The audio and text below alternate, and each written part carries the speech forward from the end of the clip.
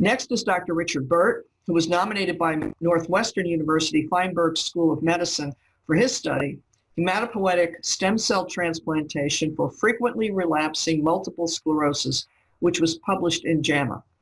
Dr. Eric Nielsen, Dean and Professor of Medicine at Feinberg, had this to say about Dr. Burt's work.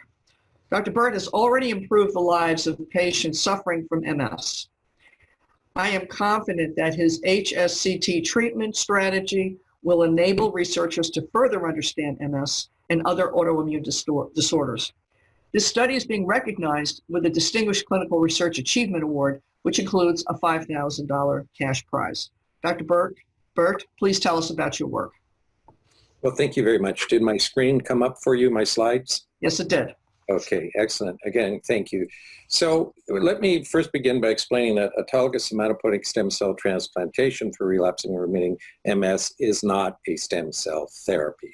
The autologous stem cells simply shorten the duration of the chemotherapy-induced cytopenias, and anytime you give a blood product to, or stem cells to shorten chemotherapy-induced cytopenias, that's called a stem cell transplant, but they have no therapeutic effect.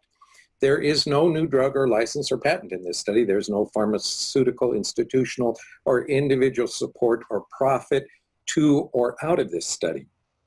HSCT, however, compared to drug therapy for MS, is a one-time treatment. Drugs you continue until you fail or have toxicity, and then you switch to other drugs. HSCT is a one-time treatment after which all immune drugs are stopped. What this really is the bedside application of a laboratory immunology principle, that is antigen presentation without co-stimulation, that is without inflammation, will result in tolerance. So we give 5 days, short interval of standard non-patented immune suppressive drugs, and then the stem cells to facilitate recovery. They would recover without them, but it facilitates it by about 4 days, and then the patient recovers and is discharged. This is important. This is the proposal, why it's important for society above and beyond what has been shown in the paper for the effect on MS in this randomized trial. And this is actually before the US Congress. I've been working with the chief of staff of a congressman, and he's sent it around to other chief of staffs, including to the Senate office. Right now, a lot of the oxygen is taken up by COVID-19, but hopefully they'll eventually get back to this. And this is the proposals that I've put out there and have some support with, is that healthcare should be a human right. At one time, education was reserved for the rich. We now recognize everybody should get an education, and society provides that. This should be true for healthcare. It should be a human right. But in order to achieve that goal, we must make healthcare accountable, advanced, affordable, and all-inclusive. I think some people look at the accountable and advanced part of healthcare, which we're very good at in America. Other people emphasize affordable and all-inclusive. But to make it really work, I've spoken around the world in many societies, including socialized medicine systems. To make it work, you have to have all four. Currently, pharmaceuticals and hospitals are unintentionally but financially incentivized to provide the newest, most expensive drugs for chronic usage. We can tweak our system to allow an institution and individual clinician to be financially rewarded for capturing a small amount of the saved revenue for developing a more effective and economical approach by using existing standard non-patented drugs off-label, if that could reward the institution, much like you'd reward a pharmaceutical company. This would accelerate. It would go forward. And you only need the institution and the individual to have a very, very small percentage of the saving for society rewarded to them for a few years. That's the proposal based on this study. This is the study that was published in New England Journal in 2019, a randomized trial of transplant, the best available drug-modifying therapy that the patient could receive. And there were 4 studies involved, 4 centers involved, myself, the University of Uppsala, Sweden, University of Sheffield in Stockholm, University of São Paulo in São Paulo, Brazil. What we showed is that if you look at this in terms of time to disease progression, the drugs did much worse than transplant. In time to first relapse, drugs much worse than transplant. These were highly significant p-values. And when we looked at individual parameters like the neurologic function based on EDSS or NRS score, or the lesion burden in the brain by MRI, or the time to walk 25 feet, 9-hole peg test, the quality of life, they were all significantly better for the transplant arm. And again, transplant's one-time treatment. The drugs you stay on continue indefinitely until toxicity, or you slowly progress to progressive MS where nothing works. If we were to look at this in terms of no evidence of disease activity, this is in a supplement of the paper that was published in JAMA. That is, no evidence of disease activity, no relapse, no progression, no new or enhancing lesions on MRI, and we compare transplant to drugs. This was our transplant trial. These are all the drugs.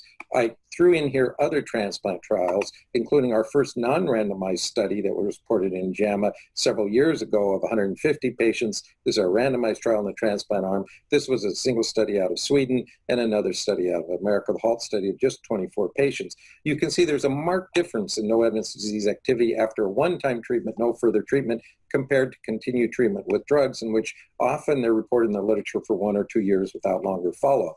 Long follow-up is reported by Harvard on their CLIMB study, was just the best available care that they give patients. That's the real-time treatment that they're offering patients. And you can see by 5 years, it's about 17% no evidence of disease activity compared to transplant. Quite different, because you stay on drugs here, you're on nothing after transplant.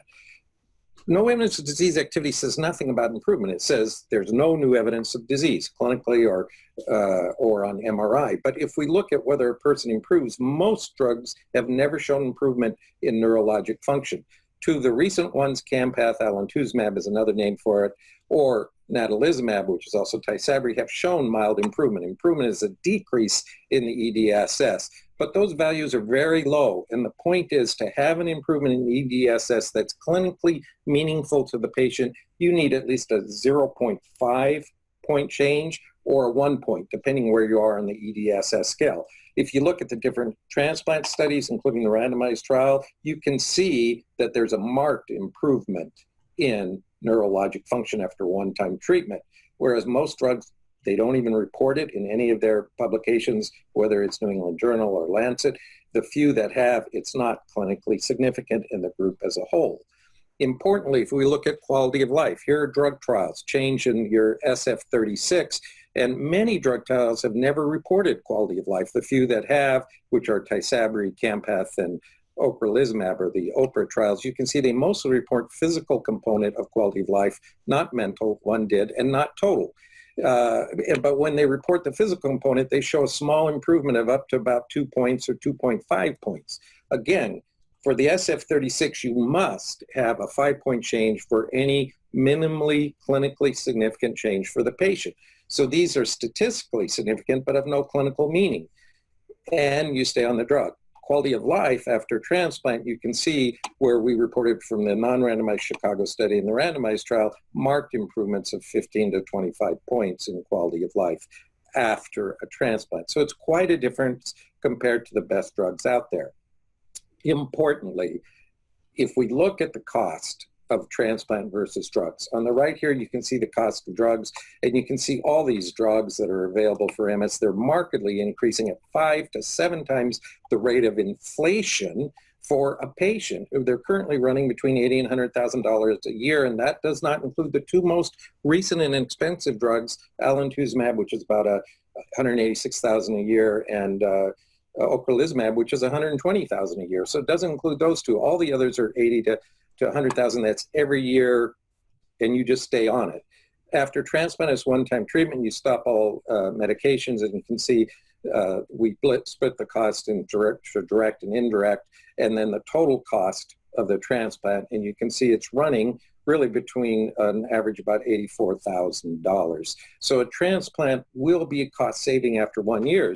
And if you assume these drugs stay at the same price, which they aren't, they're increasing 5 to 7 times the rate of inflation. If you assume they stay at the same price, you'll be saving probably $34 million over treating 100 patients with transplant over a 4 or 5 year period compared to drugs. But that's assuming they're staying at the same price, and they won't. So this is the important point for this. Transplant converts relapsing remitting MS from a chronic, slowly progressive disease into an acute reversible illness with a one-time treatment. You can stop all treatment.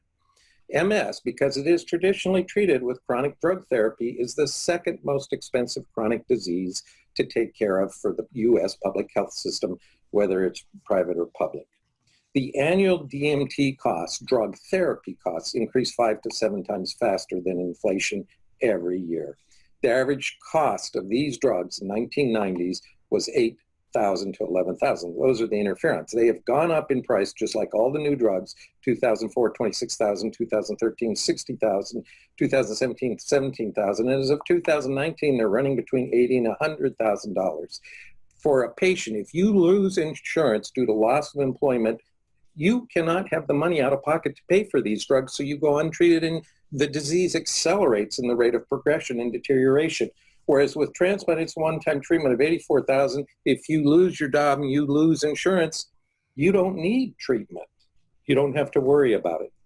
We've not only shown this for MS, we've shown it for several other diseases, neuromyelitis optica or neuromyelitis optica spectrum disorder, systemic sclerosis, Crohn's disease, and systemic sclerosis. And so this has a broad impact for all these autoimmune chronic diseases. So what's important for our healthcare is that healthcare should be a human right. To make that happen, we as physicians can contribute if we're allowed to, if we're encouraged to, if the system understands that we can do it, because we can help make healthcare advanced, affordable, accountable, and all-inclusive. Currently, in our system, hospitals and pharmaceuticals are financially rewarded for what they do. We need to balance this by engaging and rewarding bedside physicians and institutions to develop new and cost-effective applications for standard non-patent or patent-expired drugs, which is what this study did. Thank you. Thank you, Dr. Burt. Great results. Welcome. Not only for the patients, but also in finding a treatment that's so cost-effective and deserves attention. And congratulations on your Distinguished Clinical Research Achievement Award. Now we can open up for questions and answers. On the Zoom, there is an area where you can type a question in there. Lauren Lawson, a staff member, will help us with this part. Let's see if we could open that up. I did see some questions here just a second ago. I can start, Anne, if you'd like, while you pull it up. It looks like this one may have come in during Dr. Burt's presentation. It asks, how many RRMS patients have Lyme disease, and how does that affect HSCT? So those type of questions about infections and multiple sclerosis intermittently rise to the surface, then kind of go away, and they come about with different viruses or different infections. We don't routinely check for Lyme's disease, and it doesn't seem to be of relevance for going through a transplant. Obviously, if you have an active infection, we wouldn't take you through the transplant until that has been treated. But we can't say that there's any correlation between Lyme's disease and outcome of a transplant at all. There was an animal model we used to work with animal models that were truly immune mediated, where we would immunize them with myelin epitopes, and that would cause MS in the mice. We could transfer their lymphocytes, and the lymphocytes would cause MS in the new mice, the splenocytes that is. So it was truly an immune mediated process. There's another model system, viral mediated, where you could induce disease with Tyler's murine encephalitic virus. And we've experimented with that one, but the human model, the long and short of it, the human results are consistent with the autoimmune model, EAE, the immunization-induced model, and not the viral model. Dr. Burt, what do you think the effect of the HSCT is on the compartmentalized neuroinflammation thought to largely contribute to chronic progression seen in multiple sclerosis? And the second part of this question is, does HSCT reduce oligoclonal bands? So good question. One of the problems with MS is you have no biological marker, and that's true for almost every autoimmune disorder. And so you follow by all these clinical criteria or imaging criteria like MRI changes in lesion burden or new burden of disease or relapses or progression. But there is data, and that was actually done by my colleagues in Sweden, where they did follow up after the procedure with a lumbar puncture, and they showed that after about 8 years, really after 5 years, but between 5 to 8 years, the oligoclonal bands disappear in the CSF. which is I think, really encouraging, although we don't know that those are a true biological marker for disease, but it may be the closest we have for that disease. There's a relative of MS known as neuromyelitis optica. It used to be called MS with severe transverse myelitis and visual problems, or optic neuritis. And 50% of those patients are in a wheelchair or blind within 5 years of onset, traditionally. But that type, which is now a distinct disease, it's no longer considered part of MS, it's distinct because there's an antibody that Mayo Clinic discovered to it known as anti-aquaporin 4 antibody. And that antibody titer correlates with severity of attacks and rapidity with which you end up in a wheelchair or lose vision. And we have shown in our studies of those patients that that antibody disappeared after the treatment. And in fact, there's no other treatment that has ever shown a disappearance of that antibody. And in fact, the only FDA-approved drug for neuromyelitis optica, which is a rare but a very aggressive neurologic demyelinating disease, is eculizumab. And that drug costs $500,000 per year, every year per patient. And as soon as you stop it, you relapse. It doesn't affect the antibody level at all. It just blocks the activation of complement by the antibody. And what we've shown is a one-time treatment with transplant, no drugs afterwards. Remission continued beyond 5 years, and the antibody disappears in 80% of the people. In the 20% which it didn't, we did have relapse. In the ones 80% which it disappeared, they stayed and remained in remission. I'm going to ask you a follow-up question here about reduction in costs using the HSCT. It's cheaper for the procedure, but what about all the therapies that patients must continue afterwards? For example, therapies to prevent graft versus host disease. So these are autologous. There is no GVHD. You're on no immune suppressive therapy. The day you leave the hospital, all immune modulating suppressive drugs are stopped, period. So basically MS is treated with immune modulating or immune suppressive drugs. And we stop all of those, and you're treated chronically with them. We stop them. Again, these are autologous. They're your own stem cells. There's no GVHD. They play no role in toxicity or efficacy. They're simply a supportive blood product. Our goal is we use an intense, short 5-day conditioning regimen of 2 non-patented, cheap drugs, cyclophosphamide and ATG, to knock down your immune system and stop inflammation. Your immune system rapidly regenerates from your stem cell compartment, which is not affected by this. We do infuse stem cells because it regenerates faster when you do that, but it would regenerate without them. And during this process of regeneration, without co-stimulation, without inflammation, your immune system defaults to tolerance to self. The bigger question is, well, could you relapse? If it was purely genetic, well, then everybody would relapse, but it's not purely genetic. It's a combination of a multi-genetic process and environmental influence, as well as hormones and many factors. It turns out at 5 years, only 16% relapse, 84% stay in an untreated remission in which they got better and stayed better. And we now have people 10 to 15 years that have stayed in remission, got better, and stayed better with no treatment at all. So there is no definition for cure for MS. We can't use that word, but we can say we have changed a chronic, slowly progressive disease, because drugs only slow the rate of progression, into an acute reversible illness with long-term remissions. I have 2 questions about relapse and retransplantation for the MS patients. So have you retransplanted any of the relapsers, and can you repeat the transplant if remission fails later? So the answer is yes and yes. Now, basically, I don't want to do a second transplant. That's not our goal. Our goal is a one-time treatment, and then hopefully the patients never need any therapy again and get better and stay better. And the majority do. A small percentage, however, do relapse.